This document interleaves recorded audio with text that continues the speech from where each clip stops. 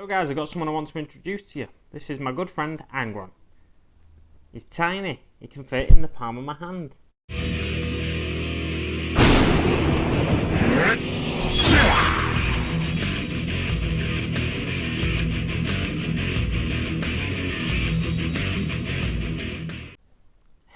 As I mentioned on a previous Trucking with the Big Mac video, guys, I bought this miniature when I was just getting back into the hobby. I think at the time Forgeworld had released Ferrus Manus and Angron. Angron was the first Primarch released, and then I think Ferrus Manus came out next. Can't remember. But basically, I was looking around on eBay to see if I could find any cheap ones that people were getting rid of. And I found this one, it was around half price. And now this was before I knew anything about recasts. So I was kind of a bit dubious as to whether it would be real or not. And whether it even turned up in the first place. But I took the risk. And yeah, you can see just on the face, you can see like a couple of little tiny bubble holes, like where the resin's bubbled up, and it's burst, and then he's got like a little hole in his face. I've since then, you know, as I've gotten more invested into the hobby again, I've bought myself actual Forgeworld miniatures, so I can see at first glance that this isn't a Forgeworld miniature. It's a recast, like I said. But yeah, some of the things I mentioned in my Trucking with the Big Mac video was like, I'll see if I can get this to focus here. Basically, the sole of his foot. There we go. You can see it now. It looks like the mold has been separated at the sole of his foot. So there's a mold line that goes right down it.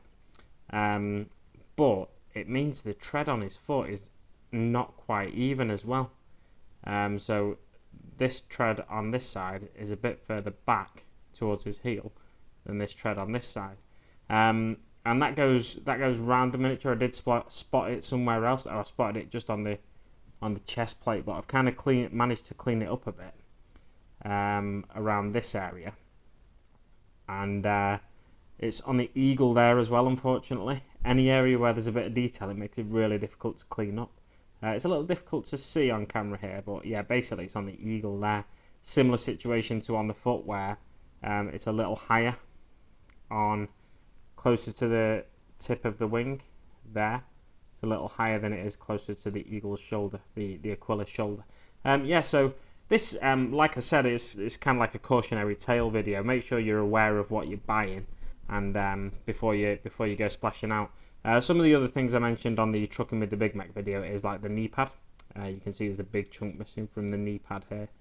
The rim goes around the outside there, and then it just kind of stops, and it's snapped off, and it goes down to the inside there, and there's no rim. I can always, you know, chalk that up to battle damage. I don't think Angron's the kind of guy that is going to be too bothered about the wear and tear on his armour and about getting it repaired. He just wants to get in there and have a fight.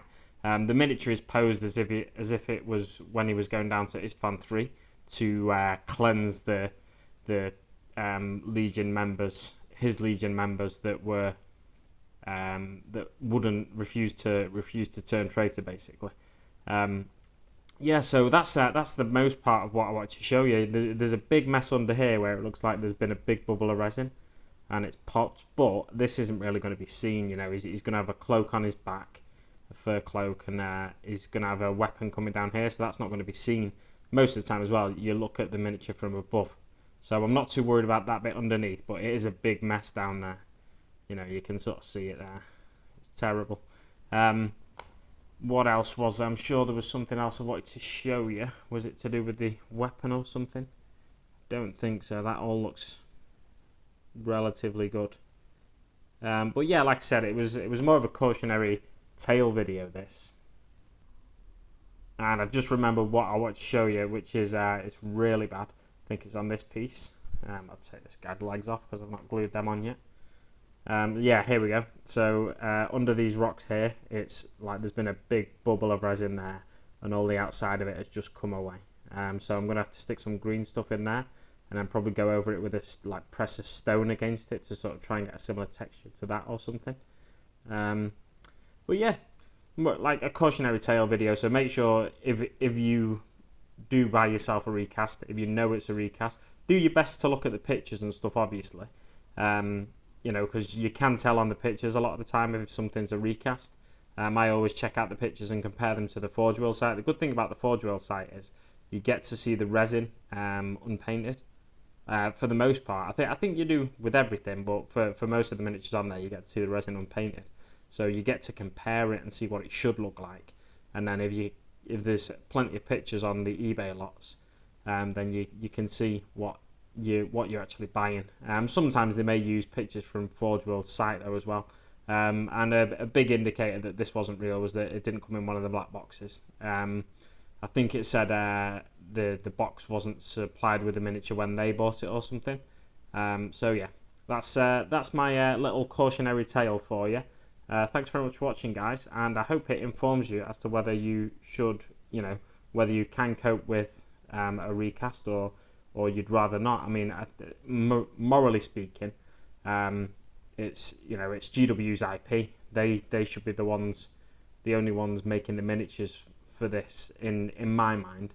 And anybody who takes all the hard work that this sculptor's put into this, and then he's done it for Games Workshop or for Forgeworld, and they should be the only ones that are allowed to produce the miniatures. It shouldn't be a case of, oh, I've bought one of these, so I'll recast it myself and then sell one on. It should only be them making money from it, really. Or if you want to sell on something you've bought from Forgeworld, that's a different matter altogether. It's just like buying a car and then selling it once you're done with it, once you don't want it anymore. But yeah, recasting it's morally very questionable. I'd say it's morally wrong, but definitely at the very least it's morally very questionable. And just be aware of what you're buying, guys, because that is it's going to be a bugger to fix. But I'm going to get Angron painted pretty soon, hopefully. At least get the gold on him. I saw the Magnus miniature today with his scenic base, and I think I'm going to buy Russ and Magnus at the same time. But like I mentioned in the Trucking with the Big Mac video, the reason I'm building and painting this guy now is because I want to practice on him before I do get Magnus, the actual Forgeworld Magnus, not a recast.